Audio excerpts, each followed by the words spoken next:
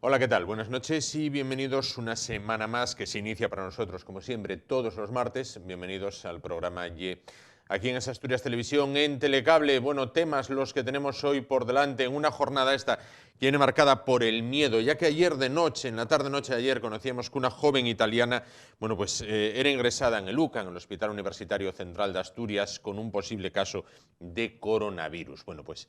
Parece ser que esta joven, se ha analizado su caso y ha dado negativo, lo cual nos llevaría a una reflexión del siguiente modo. Se está informando todo cuanto se debe acerca del coronavirus. Los muertos, los casos que finalizan en muerte en China son el 4%, mientras que en el resto del mundo, en la zona occidental, no llegan al 1%. ¿Cuál es el historial médico de las personas que fallecen de coronavirus? ¿Cuáles son el distinto historial médico de los mismos? ¿Tienen afecciones relacionadas que ya les debilitan?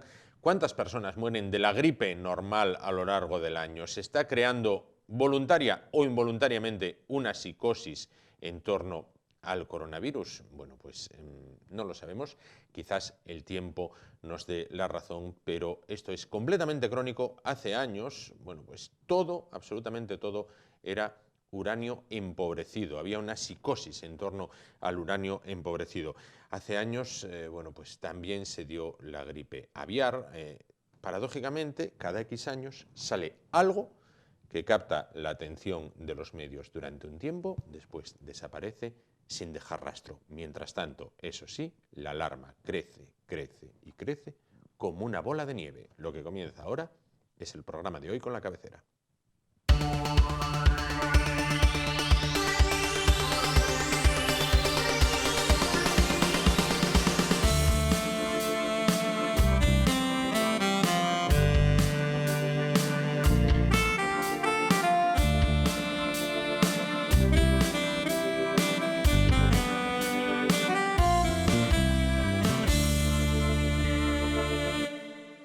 Bueno, pues comenzamos hablando en este caso de la nueva Ley de Garantía de Derechos y Prestaciones Vitales. Una iniciativa puesta en marcha por el Principado y de la cual, para hablar de la misma, se encuentra esta noche con nosotros y paso a presentársela. Una persona que lo sabe absolutamente todo, lógicamente, de esta nueva ley. Se trata de Paula Álvarez Herrera.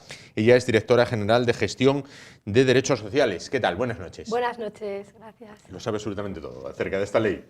Eso espero. De otro modo, claro.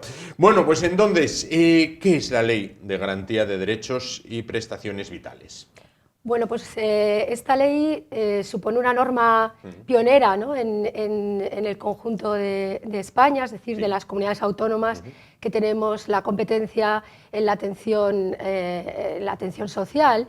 Resulta pionera en tanto que crea un verdadero sistema de todas aquellas prestaciones que van dirigidas a las personas que se encuentran en una determinada situación de vulnerabilidad social, es decir, que carecen de los recursos para atender las necesidades vitales básicas y que también pueden encontrarse en una determinada situación de especial exclusión social, porque cuentan, estamos hablando de familias con menores, con escasos recursos, o familias que no disponen de recursos suficientes para pagar la factura de la luz o del gas. Es decir, que lo que pretende esta norma y lo que realmente incidimos en la importancia que tiene es que es innovadora, es una norma moderna que lo que pretende es aunar todas esas prestaciones de manera que se cree un engranaje que permita la agilidad en la concesión de estas prestaciones y sobre todo una equidad en todo el territorio de Asturias. Claro. ¿A quién beneficiará principalmente?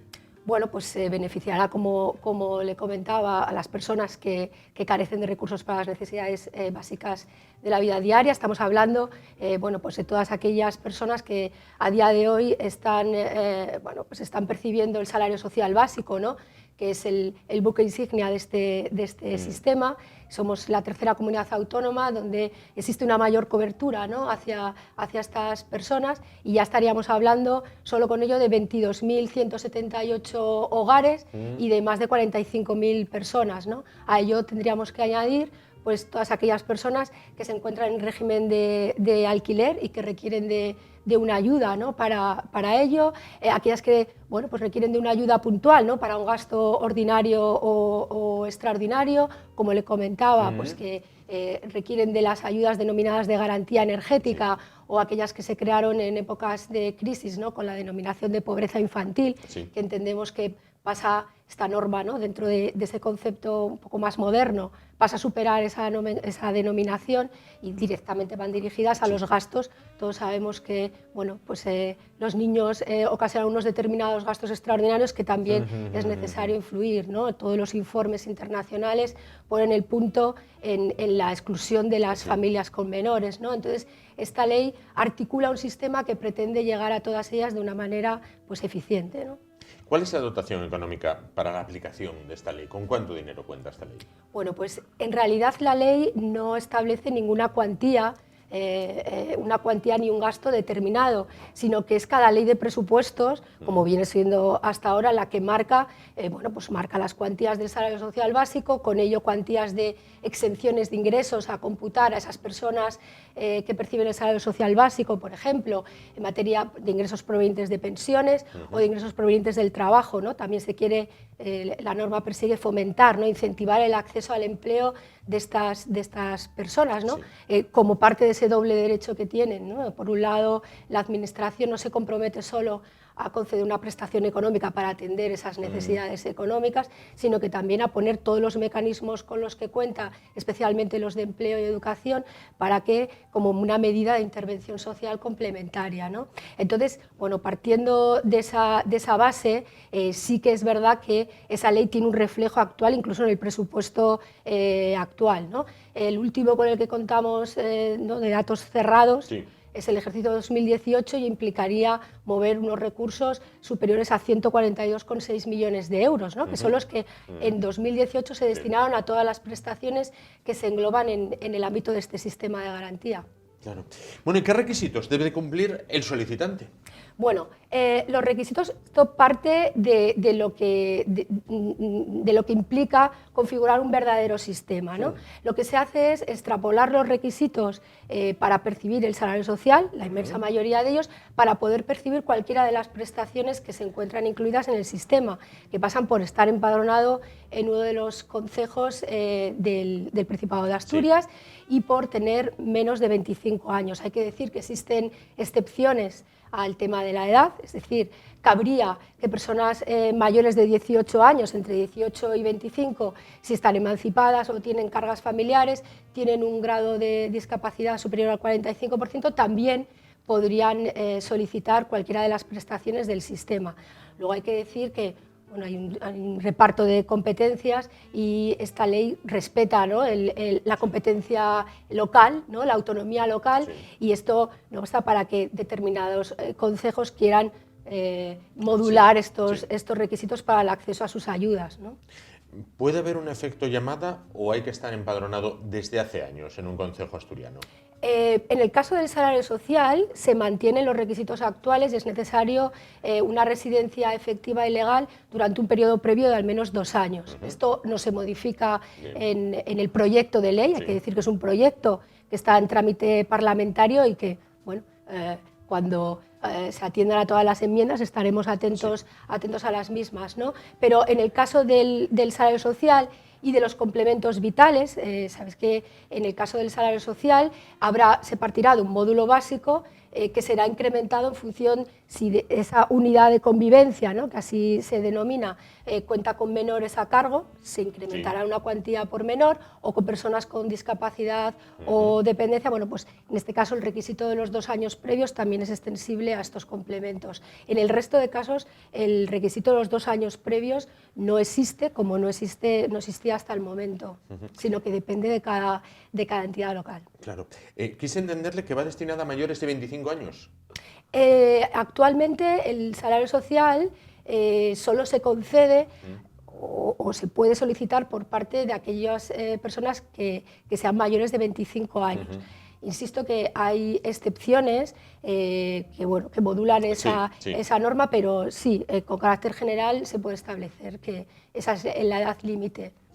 ¿Qué margen tendrá cada ayuntamiento para modular a su gusto o a su criterio, en este caso? Bueno, la ley parte de que, bueno, del concepto de equidad, ¿no? Es decir, se garantizan unos mínimos comunes en todo el territorio. Sí. Esos mínimos comunes son aplicables a las prestaciones vitales, ¿no? El sistema se divide en aquellas prestaciones que están garantizadas como derecho subjetivo, que la competencia es autonómica, sería el salario social, serían los complementos al salario social que antes indicaba, también dentro de los que, como novedad, yo creo que es importante destacar el complemento de ayuda al alquiler, es decir, todas aquellas personas que perciban el salario social y que estén en régimen de alquiler y cumplan los requisitos establecidos para percibir este complemento, lo percibirían como un derecho subjetivo, es decir, no tendrían que presentarse una convocatoria anual de ayudas como hasta el momento, y además esto hace que ese crédito sería ampliable, es decir, en el caso del que fuera insuficiente, la Administración se compromete a dotarlo de manera suficiente para ello, no es un verdadero derecho subjetivo. También estarían dentro de este primer bloque el complemento a pensiones no contributivas a personas que vivan solas. Entendemos que estas personas, en la medida en que perciben una pensión inferior al salario social básico, ya no tendrían tampoco que solicitar ese salario social básico, sino que se reconocería de oficio, ¿no? Y en último lugar estarían, bueno, pues, las ayudas a menores acogidos en familia ajena. También se eleva la categoría de derecho subjetivo, aunque esto ya empezó a aplicarse gracias a la Ley de Presupuestos aprobada este año, y sería, bueno, pues, tendrían derecho a una ayuda que iría dirigida al menor y que se reconocería de oficio con la medida de protección. Es decir, también se persigue, bueno, pues, eliminar todas aquellas trabas burocráticas, ¿no?, para el acceso a estos derechos. El segundo bloque estaría conformado por lo que son las prestaciones vitales, es decir, todas aquellas, la mayoría de ellas son competencia municipal, y lo que persigue la ley es garantizar un mínimo común, que toda persona, viva donde viva, en el concejo que viva, tenga derecho a una cuantía mínima a partir de una determinada capacidad económica y a un importe determinado, ¿no? Entonces eso es lo que es el gran digamos, objetivo, ¿no?, por el lado de las prestaciones vitales, lo cual no impide que también, haciendo uso de esa autonomía local, si un determinado concejo quisiera mejorar, ¿no?, esas cuantías, con cargo a sus fondos, podría hacerlo con total libertad. Bueno, habrá quien diga, oye, esto en 2010, 2011, 2012, cuando la crisis era un azote, ¿por qué no entonces? ¿Y por qué ahora? ¿O viene otra? Bueno, hay que tener en cuenta que esta ley, que, bueno, se elaboró en la pasada legislatura, respondía, digamos que confluyeron varios factores, ¿no?, para la elaboración. En primer lugar, se cumplían los 10 años de la aprobación de la Ley del Salario Social, era un hito, ¿no?, en nuestra normativa en atención social, y bueno, pues se realizaron diversos estudios, un estudio tendente a analizar el impacto socioeconómico de esta prestación, y otro sobre el éxito o no de las medidas de intervención social y laboral ligadas al mismo. También bueno, sirvió un poco de revulsivo, ¿no?, de cara internamente en la consejería. Analizamos desde el punto de vista de la gestión, ¿no?, del procedimiento administrativo. No dejábamos de oír algo que, por otro lado, viene siendo cierto, ¿no? El procedimiento administrativo es una garantía, ¿no?, de los derechos de las personas con la administración, pero a veces se convierte en una traba, ¿no?, sobre todo cuando la agilidad de la atención es lo primero, ¿no? Entonces, bueno, comenzamos a analizar, ¿no?, todas las posibilidades que nos daba la normativa en la materia para darle una vuelta y perseguir ese objetivo, ¿no? Por un lado confluían este factor, y por otro lado, bueno, pues, existía un pacto con Izquierda Unida del anterior gobierno, en el que, bueno, una de las premisas de ese pacto era anclar en el sistema, anclar estas prestaciones que surgieron al borde de la crisis, es decir, pobreza infantil, garantía energética. Claro, estas prestaciones en realidad corríamos el riesgo de que, bueno, pues, permanecían en el tiempo mientras permanecían los fondos estatales o las intenciones de un determinado gobierno, ¿no? Entendíamos que era el momento de garantizarlas mediante el reflejo de las mismas en una ley, y que la Ley de Presupuestos en un momento dado las dote en mayor o menor medida, ¿no? Es lo que les diferencia de los derechos subjetivos, pero lo que hace esta ley es garantizar la existencia y garantizar que todas las administraciones, bueno, pues, lleguen a articular los mecanismos para su reconocimiento, ¿no? Claro, ¿los demás grupos de la Cámara qué dicen ante esto? Bueno, pues la pasada semana, el viernes, fuimos todo el equipo de gobierno y los consejeros y consejeras de otras consejerías implicadas en la comparecencia, ¿no?, que marca bueno, pues el inicio de la tramitación parlamentaria. Y bueno, en general ahí todos los grupos comentaron, ¿no?, la intención de presentar enmiendas. Por supuesto que la ley es siempre susceptible de mejora, y dentro del debate parlamentario, bueno, pues esperemos que esas mejoras se produzcan, ¿no? Bueno, siempre ya en la pasada comparecencia se abría el debate sobre si los créditos asignados es un gasto social o es una inversión social, ¿no? Eso ya dice mucho del posicionamiento de los grupos parlamentarios respecto a esta ley, ¿no? Pero yo creo que no hay que olvidar que parte de la idea de ordenar lo existente y de garantizar, bueno, pues ese pilar, ¿no?, de derechos que por parte de la Unión Europea nos están remarcando, ¿no?, que es necesario ordenarlo, ganar en eficiencia, ¿no?, en agilidad y sobre todo en coordinación con otros sistemas como puede ser el de empleo, el educativo, y es precisamente lo que persigue esta norma. Para finalizar, ¿finalizan esto? ¿En qué trabajan ya? Bueno, pues en realidad estamos trabajando en anticipar varias de las medidas que vienen contempladas en la ley. O sea, entendemos que tenemos instrumentos suficientes para poner en marcha, ir poniendo en marcha, ¿no?, muchos de los aspectos que vienen reflejados en la misma, sobre todo los que tienen que ver bueno, pues con la agilidad, o le comentaba antes lo que es la ayuda a las familias acogedoras de menores, ¿no? Esto ya es un anticipo de lo que viene reflejado en la ley, y en ese punto estamos, ¿no? Estamos preparando, yo creo que el 2 de marzo comenzaremos a utilizar la declaración responsable en la tramitación de muchos de los expedientes de salario social. Esto implica que no se realizarán requerimientos de documentación, sino que a una declaración de que, bueno, pues se ha producido el fin de una prestación por desempleo, o el inicio de un contrato laboral inferior a 6 meses, simplemente con esa declaración responsable. Bueno, pues desde el punto de vista de la gestión será muchísimo más ágil, porque se realizará una comprobación posterior, pero no en ese momento, ¿no? Se gana agilidad. Sí.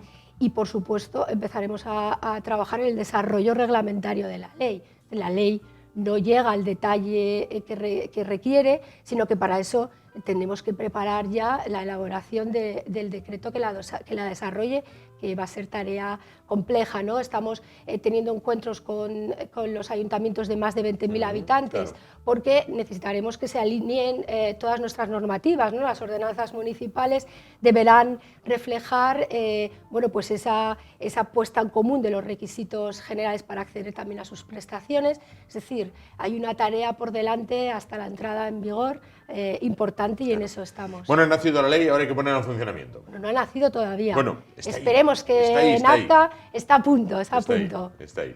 Pues muchísimas gracias, Paula Álvarez Herrera, directora general de Gestión de Derechos Sociales. Gracias por estar con nosotros, desmenuzarnos y explicarnos, bueno, pues en qué consiste esta ley de garantía de derechos y prestaciones vitales. De acuerdo, gracias. Nos vamos muy rápidamente a la pausa, volvemos y continuamos el espacio de hoy. Hasta ahora.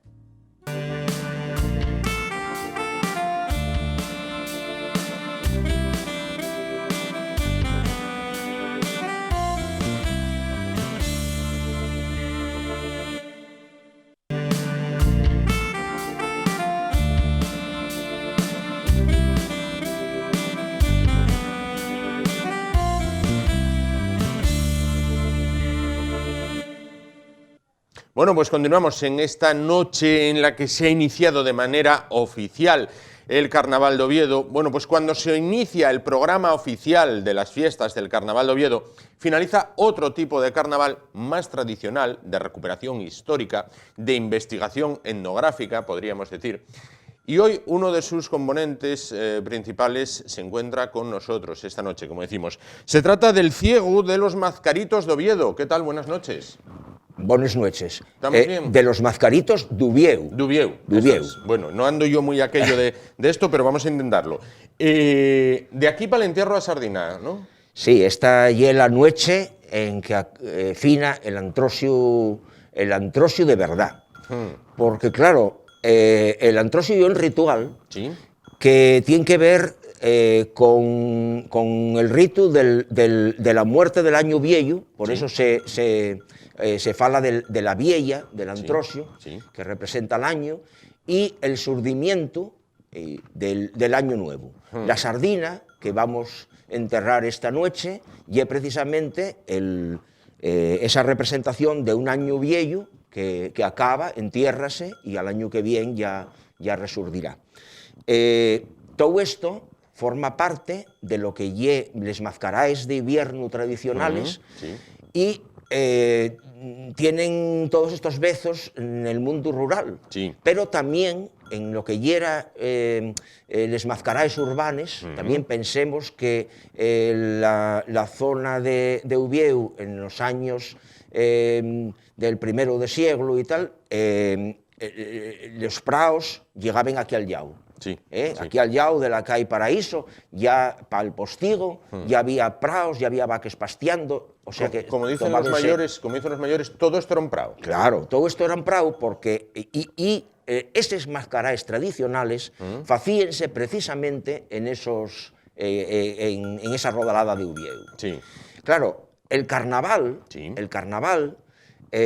coexistía con ese tiempo de antrosio. Lo que pasa que el carnaval lle una influencia ya foriata que oficialmente los ayuntamientos favorecenlo y faen ya desfiles pela calluría, los bailes de carnaval elegantes que se facían en el Campo Amor, por ejemplo, en los casinos, pero lo que era el mundo popular, lo que eran los barrios de Uvieu, lo que eran les aldees de la rodalada, facían estes mascaraes.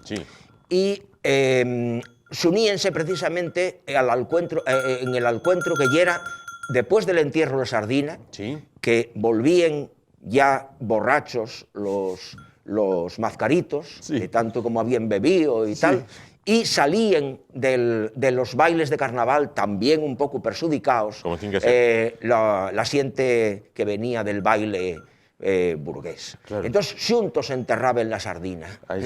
Ahí en el Paseo Los Álamos hay documentos que lo prueben. Juntos enterraban la sardina y seguía la folicia hasta la madrugada. Ya como los gatos, en Uvieu tenemos los gatos de forno, en la noche todos los gatos son pardos. Y entonces allí ya las clases sociales muy marcadas de aquella época diluíense. Entonces interésanos marcar mucho esa historia de que estamos recuperando el antrosio tradicional. Uvieu, por una cuestión de no competir con los carnavales de Avilés o de Sisión, pasó al final de la semana la celebración del desfile y de los carnavales. Claro, eso es una traición al bezo tradicional. Y es decir, en Uvieu celébrase ese carnaval oficial en plena cuaresma. Para encima, en esta última edición está perdiendo el nombre de antrosio, que después de la prohibición franquista, que por cierto prohibió los antrosios populares, pero no tanto los carnavales burgueses, que seguían con antifaces, sin máscaras, etcétera, seguían celebrándose, pero en Uvieu parece que vuelven las cosas a tratar de ser otra vez un carnaval. Nos por eso estamos celebrándolo ese tiempo y acabamos de hacer los 4 días del antrosio, que era primero el xoves de comadres, después el sábado frisuelero, que se llamaba frisuelero porque ya se facían los frisuelos y otros dulces del antrosio, el domingo lardero o gordo, porque era el que se comía gocho, y todo esto tiene que ver también con sacando ya los chorizos del gocho, que ya después de la matanza de San Martín habían estado curando todo el año. Después llegaba el llunes gordo, que seguía el llunes de antrosio, y acababa, como esta noche, con el entierro de la sardina. En Uvieu recuperamos dos veces. Uno, plantar la viella, porque la viella, que era esa personificación del año viejo, sí.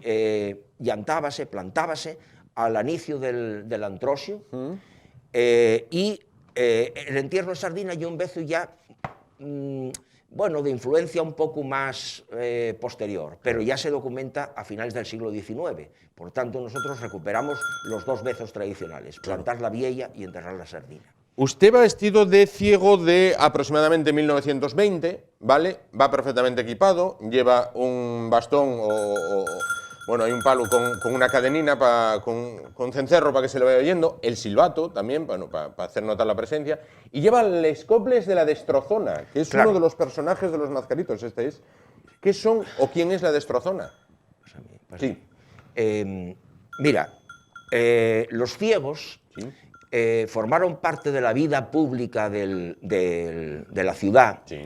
Ya desde tiempo inmemorial. Y entonces cantaban coples, sacaban coples y además tocaban algún instrumento, la zanfona, o Telesforo Cuevas tiene el ciego de la zanfona, hay algún cuadro en el Museo de Bellas Artes donde está uno de estos ciegos con la zanfona. Bueno, estos ciegos eran un poco los que hacían la memoria popular, las canciones que sacaban, la tradición oral, que llaman. Sí, la memoria oral. Sí. Y esos coples de Antrosio eran muy importantes en el Antrosio Carballón. Sí. Precisamente la Destrozona, que era un personaje de siempre un home antrosiao de muller, como una viella, con escoba, pero la Destrozona metíase con la autoridad. Siempre era el personaje que, bueno, pues sacaba ahí coples, sacaba ahí, ponían solfa a la autoridad. Sí. Eso es un bezu que también los mazcaritos recuperamos, siempre nos metemos un poco con las cosas del momento, con un poco de provocación, ¿no? Bueno, pues esos coples quedaban después que les cantaba la siente, a veces ponían en música de zarzuela, a veces ponían en música popular, de una canción tradicional asturiana, por ejemplo, la Xota Carballona o alguno de estos tal, y con eso metían una letra nueva. Claro. Y esas letras nuevas que hacíanse ya, cantábales el pueblo, después emprentábanse y vendíanlos los ciegos. Ah, vale. Por eso, estos coples, el ciego vende los coples de la Destrozona de cada año. Claro. Es ahí un poco el papel de los ciegos. Suele ir acompañado además de la zanfona, porque este ciego sabe muchas cosas, pero non lle músico, y entonces venimos acompañados de buenos músicos zanfonistas. Claro. Digo yo, son aproximadamente 20 personas las que componen el grupo Los Mazcaritos de Oviedo. ¿Están abiertos más incorporación? Claro. Acabamos de formar la asociación Mazcaritos de Oviedo, y esa asociación lo que queremos es que trabajar seriamente por la recuperación de ese antrosio tradicional.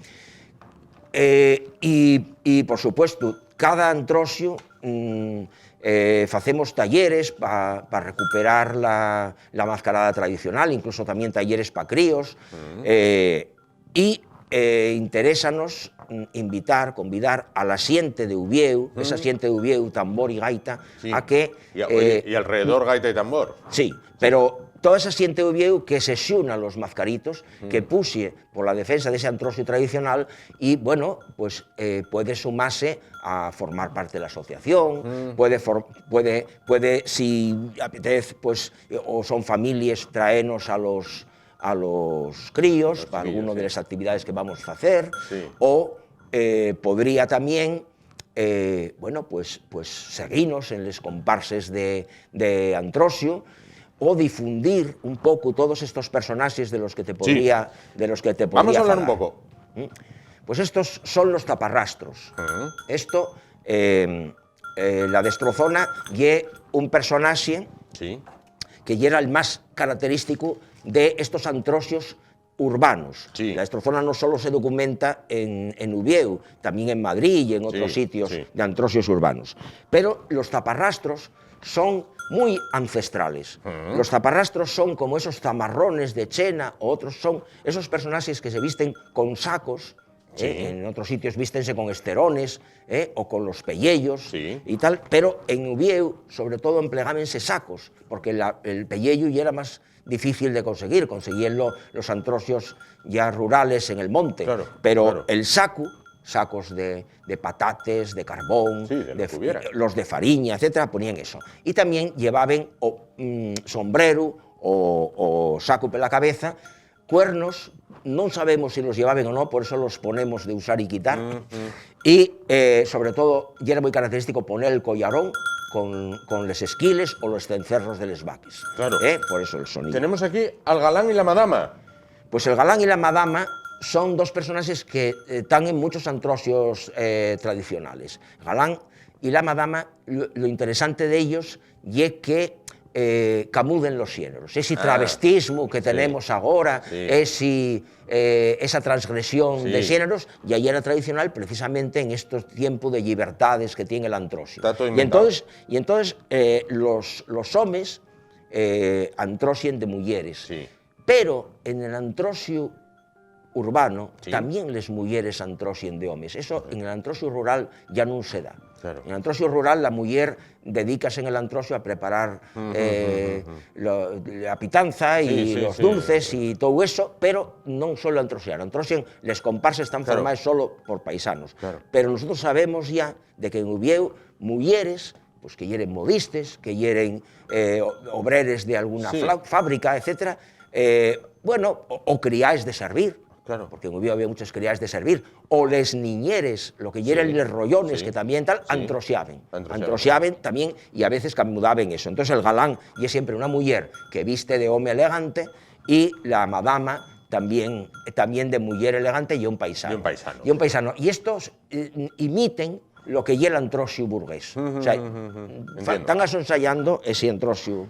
Tenemos aquí el diaño y el cura. Claro. Uvieu, como non puede ser menos, ese Uvieu de la Regenta estaba lleno de curas, todavía los hay, curas con sotana, curas que facían cantidad de ceremonias, tal. De hecho, el antrosio, ahora que enterramos la sardina, en cuanto pase esta noche, ya les beates diben a poner la ceniza, y entamaba el miércoles de ceniza, y ya con eso entamaba la cuaresma. Correcto. Entonces, claro, el cura siempre era un personaje que se ponía en solfa. Y el otro personaje, que es muy importante, y el diaño. El diaño, que aparece en muchos antrosios también, en este caso, y el diaño colorado. Vestíanlo de colorado y siempre con cornín, con cuernos, y la pala dientes solía usarse esta pala dientes de madera o cualquier otra pala dientes como el tridente. El tridente tradicional. Es ahí un poco la cosa. Tengo aquí una estampa, vamos a ver, la rollona, el neño y el soldado, porque oía yo decir a la gente muy mayor en mi casa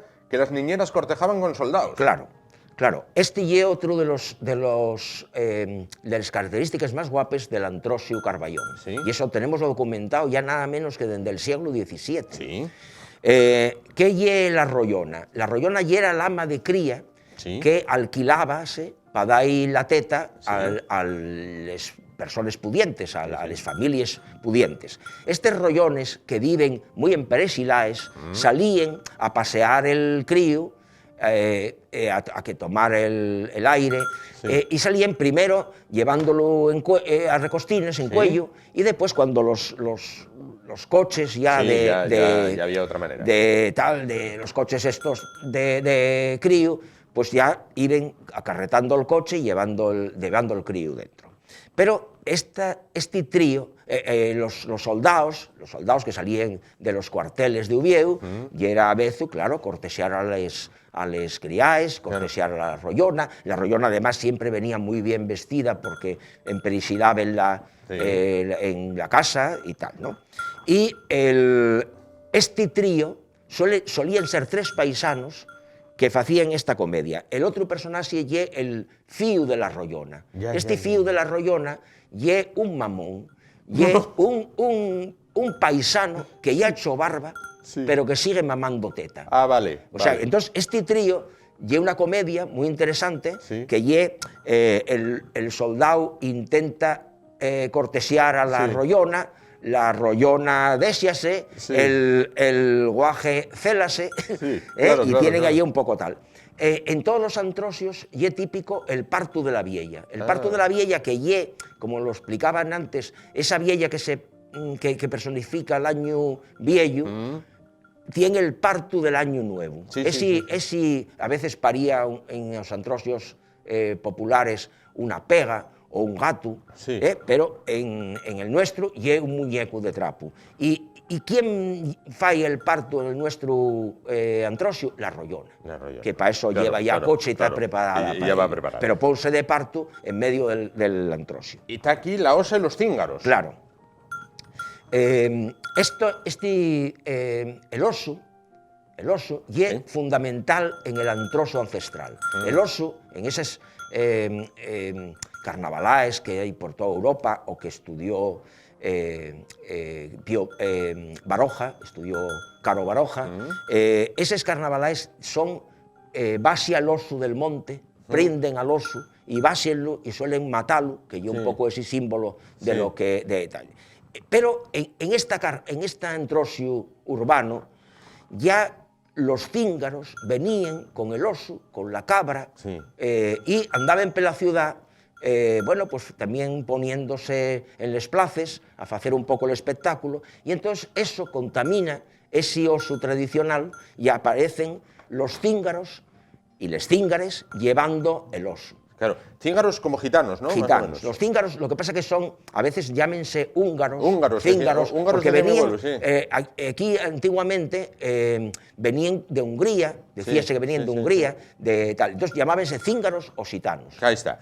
Y el último grupo que tenemos aquí son los sábanos. ¿Qué son los sábanos? Los sábanos ye probablemente el grupo más tradicional de la mascarada carballona, porque antrosiaben, aparte de con la trapería que tenían, antes veíamos gente que antroseaba de galán, de madama, todo eso y eran trapos que salían de los arcones, pero los sábanos antroseaban con la ropa de cama, Sí. con les sábanes de cama, ensabanaos, Sí. con les mantes, con los cobertores, que Sí, se llamaba, sí. antroseaban un poco con todo eso. Ponían un picornio, que Sí. lle este picoreto que lleven sí. en la cabeza, y todo esto adornábenlo con trapos de colores. Correcto. No con cintes de seda, que eso ya era muy caro y Sí, era complicado, sí. con trapos de colores, con trapos de sienero de colores. Ponían máscara y bailaban. Y es muy interesante porque la carnavalada de Oviedo, de Evaristo Valle, que está en el Museo de Bellas Artes, de 1928, Sí. pinta en la Rodalada de Oviedo, que nosotros tenemos la documentada ahí en la Regla, en la calle La Regla, Sí. donde estaba la casa de Torner, Sí. de Evaristo, de Eduardo Martínez. Martínez Torner, pues Evaristo Valle y Eduardo Martínez Torner eran amigos y formaban parte de una tertulia que se facía con xente de Uvieu y también venía xente de Sisión, como Evaristo Valle, en el Café Español. Y de ahí venía un poco el que Evaristo pintare una carnavalada de Uvieu. Entiendo. Para finalizar, dos cosas muy rápido que me apremian con el tiempo. El día 17 de marzo celebran ustedes la Viella del Carballón. Claro. Eso es el último dato que tenemos, que ye que en Uvieu partíase la cuaresma. Ajá. Ya vemos que en lo que ye acabamos esta noche, enterramos la sardina, ya mañana a la madrugada ya la cuaresma llega con el ayuno, con la abstinencia, con todo esto, que además ya era muy estricto en esa época, y la Iglesia volvía a meter a la siente al redil. Sí. Acabáronse los días de folisia, acabóse la fartura, acabóse el provocar, y eran 3 días de permiso de todo. Ahora bien, otra vez el poder, ahora bien la Iglesia, Claro. ahora tal. Claro. Y entonces, claro, 40 días de ayuno y abstinencia, para los ricos, libraban con aquello de les bules. Sí. Pero los probes, que no tenían bula, también se ellos hacían muy largo eso de tener 40 días y tal, entonces tenían sus bules, que partían la cuaresma. Entonces depende de los sitios, en otros sitios de la península ibérica ye cada semana, pero en Uvieu ya era a la mitad de la cuaresma. O sea, a los 20 días contados de la cuaresma, facíase un domingo de folixia. Claro. E ese día, Constantino Cabal tiene un personaje que fala de una vieja que salía del campo San Francisco hasta el Carballón, allí daba glallíos, poníase de parto y estampanaba, y de allí salían dulces y caramelos para los guajes, que lle una piñata. Y es decir, esa lle un poco el bezo de la vieja del Carballón que acabamos de recuperar. Pues genial. Para finalizar, el ciego de los mascaritos es en este caso Ángel Nava, bueno, que es el presidente de la asociación. Y Ángel, como ciego, ¿puedes cantar una mínima copla o citar una mínima copla así sobre la marcha? Bueno, minimísima, pues, que me apremian estas mujeres. El tema ya es que estamos aquí a capela, como se dice, y además no tenemos la música de la zanfona. Nada, dale. Pero bueno, por lo menos la letra ahí quedará, que yo canto mal. Yo peor. Atiendan bien, señores, y presten atención, que cantamos les coples del banquero y el lladrón. Políticos fartones, la mano en el casión, agarraron los millones, metiéronlo al bolsón. Los ricos son más ricos, los probes son, que ellos importa un pitu si morremos o non. De ratos y lladrones tenemos colección, desahucien a los probes, non ponen solución. Si esto velo hasta un ciego que tienen el panchón, y con estiengue de ello finamos la canción. Chispón. Ahí está. Ángel, voy a decirte una cosa. Esto teóricamente es de 1920, pero es completamente aplicable a 2020. También, claro, lo que es la letra de esa canción. Claro, porque cada año les coples están espellando el mundo en el que vivimos. Estamos recuperando un antrosio, pero no queremos un antrosio de museo. Queremos que cada año el antrosio tradicional vuelva a tener vida. Esos coples facíense en cada momento, en cada año, lo que tenía que ver con la situación real, política, social, etc. Y lo que queremos es recuperar los personajes tradicionales, pero que esos personajes tengan vida y falen de la realidad, porque si no, no estaríamos falando de lo que queremos recuperar, que es los mascaritos de Uvieu como antrosio tradicional, pero vivo en la ciudad y en el concello de Uvieu. Queda dicho. Ángel, muchísimas gracias por estar con nosotros esta noche. Te dejamos porque vas ya para ese tradicional entierro de la sardina. Y ustedes, ya saben, todavía están a tiempo para llegar de manera rápida. Nosotros continuamos el programa. Vamos a los anuncios, volvemos y ya nos espera el profesor Fidalgo. Hasta ahora.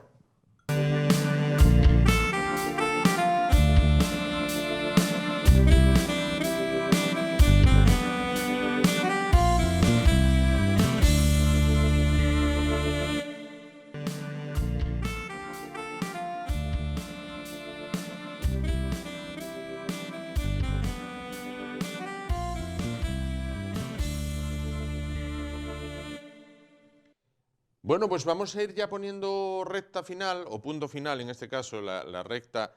Bueno, pues luego vamos a saber lo que es la definición exacta de recta. Bueno, pero bien, vamos a ir poniendo punto final al programa de esta noche y lo hacemos, como todos los martes, con el profesor Fidalgo.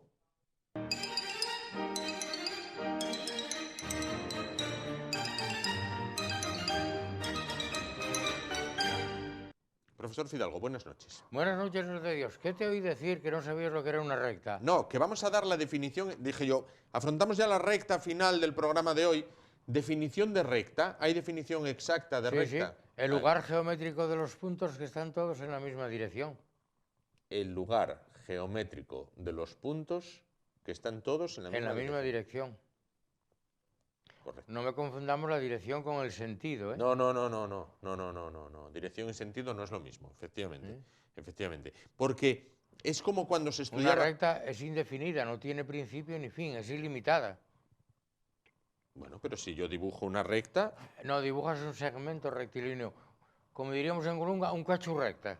Un cacho recto. Pero segmento no es si lo acoto por las dos partes. Claro. Vamos a hacer así. Un segmento es un cacho recta. A ver, que yo estudié... Un trozo de recta. Con la persona que estudié lo hacía todo dibujando. Vamos a ver, si yo hago así, bueno... No, eso es un segmento. No, pero segmento no es si lo... No, es que si hiciste aquello, lo que dibujaste tiene principio y tiene fin. Lo mismo me da que le pongas límites que no, ya. No hace falta enseñarlos, ya los tiene. Ah, claro. ya. Y... La recta empieza en el infinito y termina en el infinito. Y más es allá. ilimitada. Claro. Vale. Esto es, no sé si sigo estudiando ahora, como lo de la definición de metro, es una barra, platino y iridio conservada. No, el metro no es ninguna barra. El metro es la longitud que existe entre dos trazos marcados en una barra de platino e iridio que se conserva en el Museo de Pesos y Medidas por la de París. tercera conferencia general de pesos y medidas en el año 1900 y conservada en el Museo de Pesos y Medidas de Sèvres París. en París. Claro, pero ahora creo que lo cambiaron, que ya no es eso la definición de metro. O sea, ¿no? en su día el metro se definió, como te dije, como la longitud que existe entre esos dos trazos. O sea, cogieron un cacho barra platino de aquí a allá adelante. Iridio. Ponga aquí una raya, ponga aquí otra. Pues la longitud entre esos dos trazos es el metro. Bien. Ese es el metro. La longitud. ¿Qué sucedió? Que, hombre, se buscó una definición, porque eso puede ser, aunque el platino iridiado prácticamente tiene unos coeficientes de dilatación muy bajos, pero se buscó una definición más exacta que va en relación con la longitud de onda del Krypton 86 cuando un electrón salta de la órbita 2p10 a la 5 de 5.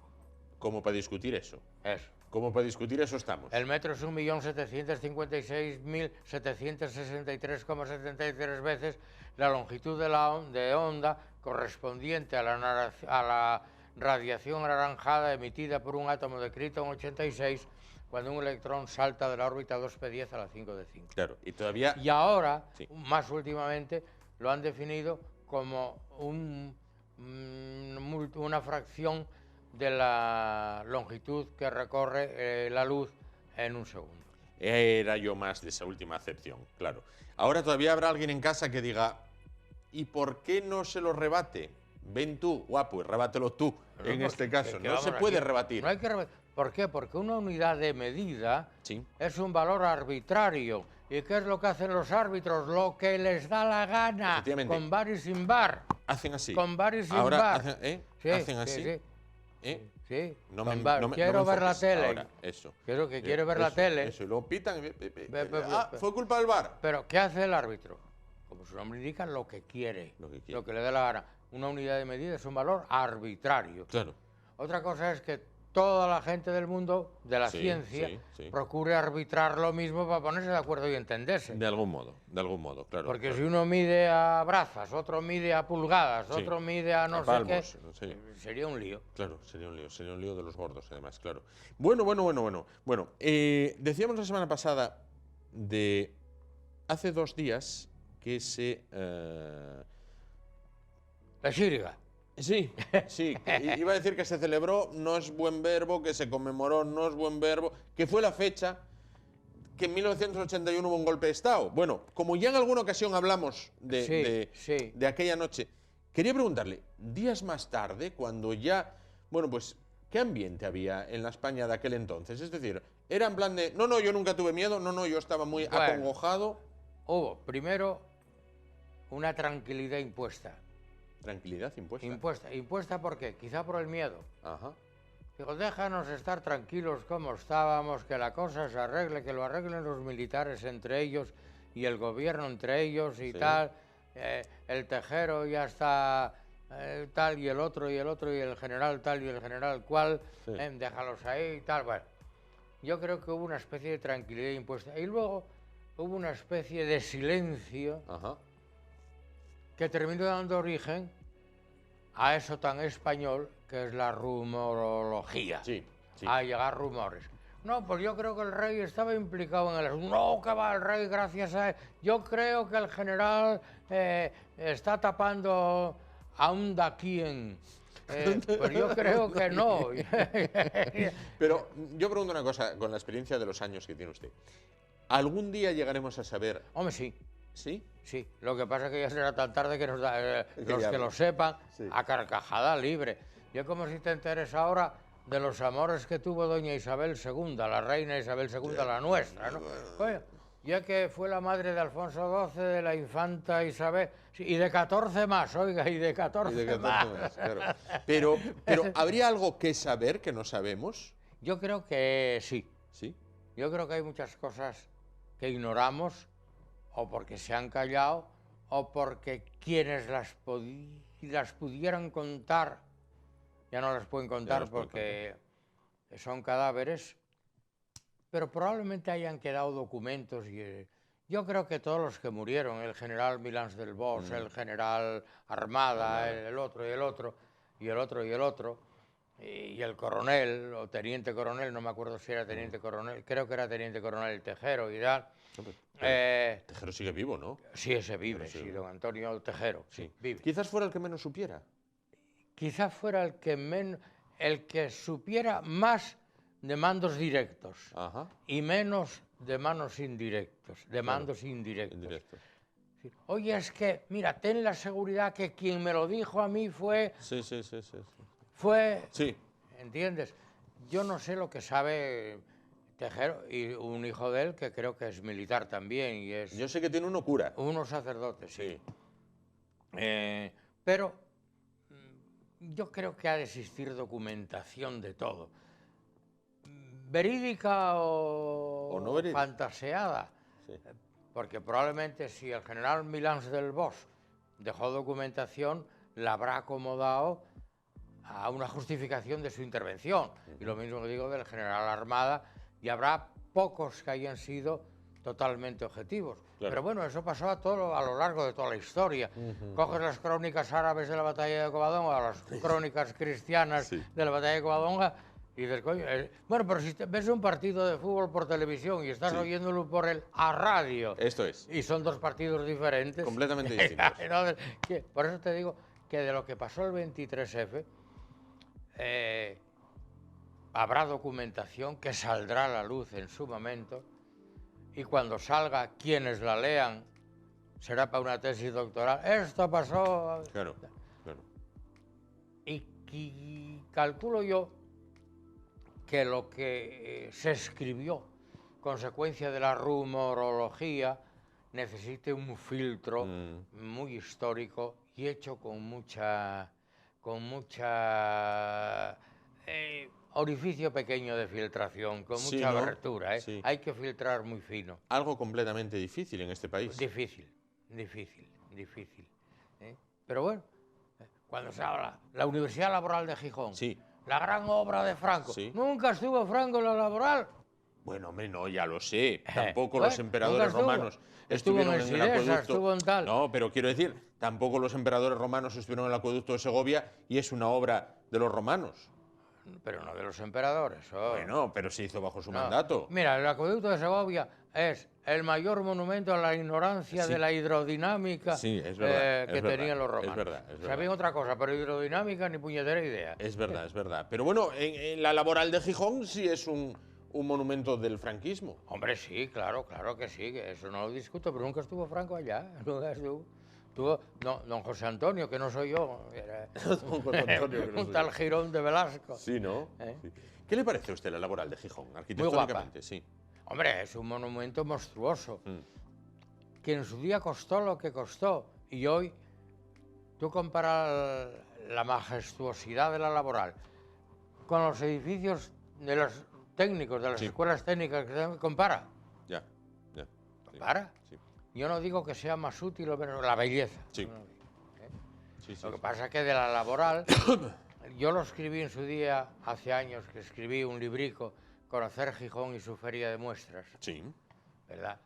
Dije, claro, para juzgar la Laboral han de pasar un mínimo de, cuando escribí aquello, entre 50 y 75 años. ¿Cuántos van? Pues ya de que murió Franco, murió en el 75, ya van 45 años, 45. todavía faltan unos cuantos más. Todavía faltan unos. Para juzgar con objetividad. Ajá. Igual que el Escorial, si cuando Felipe II hizo el Escorial fue la machada del siglo. Sí, ¿no? ¿Y hoy qué? Oh. Claro, Sí. ¿Conoce el Escorial? Sí. muchas veces. Sí. Fui muchas veces al Escorial, muchas veces. y siempre quedé maravillado de todo lo que vi allí. La austeridad de los Austrias, la borbonosidad de los Borbones, la ampulosidad y tal. ¿Qué prefiere, la austeridad de los Austrias o el esplendor de los Borbones? Es que son dos bellezas diferentes, pero bellezas. Sí. A mí lo austero me gusta mucho. Yo me quedo con lo de los Austrias. Y lo de los Austrias, sí, es que... Hay una parte del monasterio de Escorial que me gusta muchísimo, porque me gustaba mucho ese personaje histórico, que es la tumba de don Juan de Austria. Ah, sí. Hice una foto y la hice tan mal que no se ve nada. No se ve. Porque está a contraluz. Ah, había un claro, día de sol claro, sí. tal, y no se ve nada. Y es la cosa que tengo de volver. De don Juan de Austria, el primero. El primero. Sí, porque el hubo un primero. segundo Juan Sí, de Austria. no, después, el primero, el hijo natural de Carlos. Sí, de don Carlos I. Don Carlos el primero. Esto, Quinto de Alemania, era un alemán de Alemania. un alemán de Alemania, un alemán de Alemania, de Claro, esos que don hablan los Carlos el años. primero, un neurótico, claro, bueno, era lógico además. Pues menos mal que era neurótico, ¿Por qué, hombre? porque gobernó, bueno, sí. Bueno, gobernó, supo tener quien gobernara Bueno, también. en su nombre, ¿no? También. Claro, porque por una vez que soltó al duque de Alba, Sí. cuando lo mandó parar ya tenía al Papa en la cárcel. O sea, efectivamente. oye, sí. que tengo esos territorios de por ahí, de por Flandes y por Italia, están un poco revoltosos. Sí, ya te mando el duque. Mira a ver qué haces hoy. Al duque de Alba, tocotón, tocotón, tocotón. Oye, para ya, que estoy excomulgado. Efectivamente, El Papa, pero bueno. don Paulo, me acaba de excomulgar, me Claro. cago en tal, para aquí, hombre. Pero luego, por ejemplo, da mucha pena ver a Carlos II, el hechizado. Que es Ay, algo- Provin, ese era Prove, el Prove, claro. Claro, y Prove también la que se casaba con él, porque Bueno, tú casóse con unas dos. cuantas. Sí, pero unas cuantas, no. que te no. mandaran aquello para allá. Prove, sí, bueno. Y hace años, cuando yo explicaba en clase, de vez en cuando gastaba alguna broma a los chavales. Te apruebo la física si me dices, como te decía el Sí, otro lo día, de Don Mendo. si me recitas algo del tero. Y le digo a uno, a ver, te subo la nota en esta evaluación de física, te subo la nota Sí. si me dices el apodo de Carlos II. Y va a levantarme y dice, el subnormal. Y, hombre, no, cuidado. No. Lo era. Pero a los reyes no se les llama así, se le dice el hechizado. El hechizado. Pobre hombre. Pobre hombre. Eso pobre hombre. antiguamente sí era Carlos el Calvo, Carlos el... Y eso se produce por una consanguineidad. Todo eso. Bueno, quién lo sabe, ahí hubo una especie de mutación genética como la de los virus. Claro, la broma ya empieza de muy atrás, porque Sí.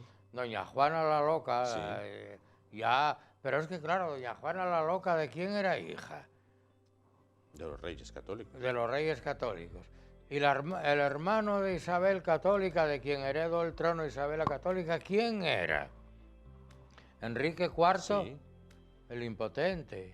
Sí. Enrique IV de Castilla el impotente. Sí. Una hija que tuvo, llamaban a la Beltraneja, Sí, porque sí, sí, bueno... porque era de don Beltrán, sí. Claro. Entonces, Enrique IV ya no era ningún... No, dechado ya- de virtudes. Hay un libro buenísimo de Gregorio Marañón, Sí. ensayo biológico sobre Enrique IV de Castilla y su tiempo, donde lo explica perfectamente. Entonces Isabel II era lo que era. Sí. Su marido, el católico, sí, pero de la cintura para abajo era un bravo, ¿eh? Sí. Que cuando todavía era... Isabel I estamos hablando. Isabel dije I. segunda. Sí, sí, dijo no, segunda, Isabel II sí. también era Fina. de por ahí. Pero bueno, Isabel I. Pero Sí. su marido, Fernando el Católico, Sí. con 18 años que lo mandó su padre al rey de Aragón, Sí. al condado de Barcelona, a mirar un poco aquello y ya dejó 2 o 3 indias por allí y tenía 18 años, ¿eh? Ya los dejó preñadas. Bueno, Sí, sí, sí. entonces bien. Entonces viene doña Juana, Sí, una neurótica depresiva con tal. correcto. Y don Felipe, el hermoso. El hermoso. Bien, ya está todo. Que Y era de ahí, fino ¿quién también. viene? Don Carlos I de Sí. España, con un pronatismo así Sí, de sí, grande, sí, con sí, un sí. defecto de mandíbula inferior, no podía masticar, Sí. con unas... Otra cosa es que, bueno, heredó lo que heredó y Sí. con grandes generales y tal. Pero Felipe II, llamábenlo prudente, pero no llamarlo otra cosa. El ¿eh? rey prudente, el rey Bueno. prudente. Pero el primer hijo heredero que tuvo que mandarlo matar y encerrarlo en una cárcel y sí. mandarlo matar. Al el príncipe infante Carlos. claro. Al infante Carlos. Felipe III, ¿qué te voy a contar con el...? Ay, si ponía los cuernos hasta el primer ministro, y decía, pica bien, pero muy alto. Decía, Sí, como, efectivamente. claro. Y el cuarto ya, bueno. Felipe IV, decía luego el de Olivares, la vete a cazar por ahí, que ya me encargo yo. Ya gobierno yo. Claro. Ya gobierno yo, sí, eso. Entonces Felipe IV, cuando se lió con la Calderona, Sí. que fue la madre del Juan de Austria, Sí, del el segundo Juan de Austria. segundo, que era listo, Sí. que era listo. Y luego apareció por ahí el propio Carlos II. De aquel modo, ¿Y quién viene después de Carlos II? Felipe el Felipe V. V, que dejó crecer las uñas y no se lavaba y las uñas llegaban al suelo, las uñas de ¿Quién? las manos. ¿Felipe el V? ¿O Sí. era la Juana la Loca? No, lo no, sé. Felipe V. Felipe V Y era no un se depresivo. lavaba. Era un depresivo. Sí, acabó chiflado, acabó chifladísimo. Luego tiene un hijo. Fernando VI. No, Luis I. Luis I. Luis I Sí. hereda el trono de Felipe Sí. V, que se casó, tenía 12 o 13 años, casó con una nena, jugaba en el escondite, que ella también estaba un poco tocada, andaba en pelota por allí, por el palacio, por la granja, que es verdad, tirando pedos por ahí para que la guardia... Que es verdad, Es verdad, que es verdad. verdad. Es verdad. Luego quedó viuda, cuando se mató, que cayó ahí lo trepanaron y tenía a Luis I, iba a tener 18 o 19 años y la nena esa quedó viuda, luego marchó para Austria, por ahí para allá, para no sé para dónde, y hereda ya Fernando VI, sí. Luego bien Carlos III, que fue el más normal de todos. Bueno, Carlos III fue buen rey. Y luego el Felipe IV y el Fernando VII.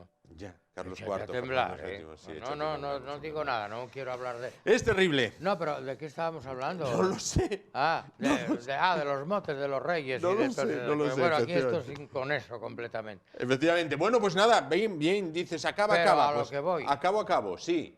Que la rumorología Sí. del 23F habrá que filtrarla, como hay que filtrar tantos episodios históricos, y luego siempre aparecerá algún historiador suficientemente frío para matizar lo que hay de verdad, lo que hay de ficción y lo que hay de fantasía incontrolada, ¿no? Y arrojar luz sobre donde hay tinieblas, en este caso. Profesor Fidalgo, muchísimas gracias por estar con nosotros una noche más. Buenas noches y perdonen esta clase de pornohistoria que hoy he No, por contado. Dios, estuvo tremendamente interesante. Si las señalan así, quizás más gente le gustaría y se acercara más a los libros de historia. Nos vamos. Gracias por su atención. Volvemos mañana a las 10, como siempre, aquí en el YE de Asturias Televisión en Telecable. Chao.